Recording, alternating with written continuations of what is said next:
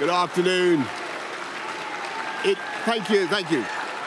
It is clearly now the will of the Parliamentary Conservative Party that there should be a new leader of that party and therefore a new Prime Minister. And I've agreed with Sir Graham Brady, the chairman of our backbench MPs, that the process of choosing that new leader should begin now. And the timetable will be announced next week. And I've today appointed a cabinet to serve, as I will, until a new leader is in place.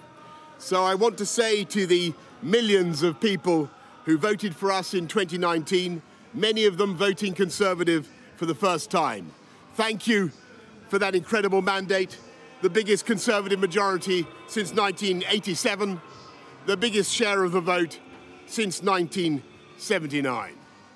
And the reason I have fought so hard in the last few days to continue to deliver that mandate in person was not just because I wanted to do so, but because I felt it was my job, my duty, my obligation to you to continue to do what we promised in 2019.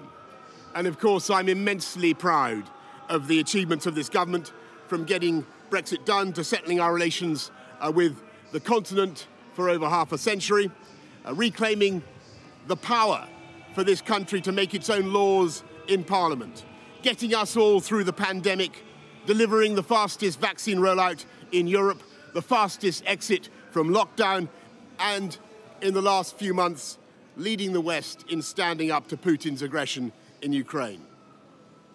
And let me say now to the people of Ukraine that I know that we in the UK will continue to back your fight for freedom for as long as it takes.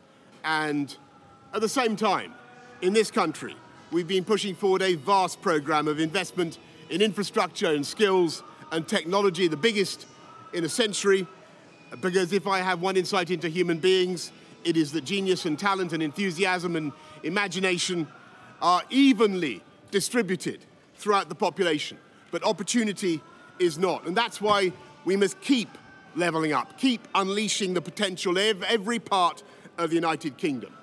And if we can do that in this country, we will be the most prosperous in Europe. And in the last few days, I've tried to persuade my colleagues that it would be eccentric to change governments when we're delivering so much and when we have such a vast mandate and when we're actually only a handful of points behind in the polls, even in mid-term after quite a few months of pretty relentless sledging, and when the economic scene is so difficult domestically and internationally. And I regret not to have been successful in those arguments, and of course it's painful not to be able to see through so many ideas and projects myself. But as we've seen at Westminster, the herd instinct is powerful, and when the herd moves, it moves.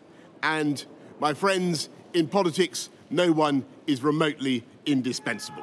And our brilliant and Darwinian system will produce another leader equally committed to taking this country forward through tough times, not just helping families to get through it, but changing and improving the way we do things, cutting burdens on businesses and families, and yes, cutting taxes, because that is the way to generate the growth and the income we need to pay for great public services.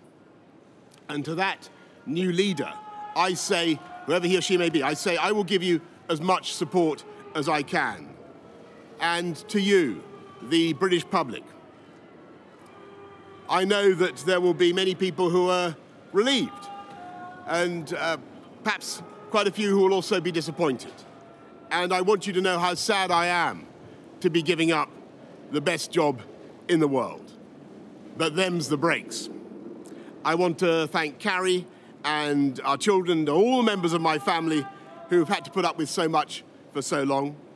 I want to thank the peerless British civil service for all the help and support that you have given our police, our emergency services, and of course, our fantastic NHS, who at critical moment helped to extend my own period in office, as well as our armed services and our agencies that are so admired around the world, and our indefatigable Conservative Party members and supporters, whose selfless campaigning makes our democracy possible. I want to thank the wonderful staff here at Chequers, here at number 10, and of course at Chequers, and our fantastic prop force detectives, the one group, by the way, who never leak. Above all, I want to thank you, the British public, for the immense privilege that you have given me. And I want you to know that from now on, until the new Prime Minister is in place, your interests will be served and the government of the country will be carried on. Being Prime Minister is an education in itself. I've travelled to every part of the United Kingdom, and in addition to the beauty of our natural world, I've found so many people possessed of such boundless British originality and so willing to tackle old problems in new ways that I know that even if things can sometimes seem dark now, our future together is golden. Thank you all very much. Thank you.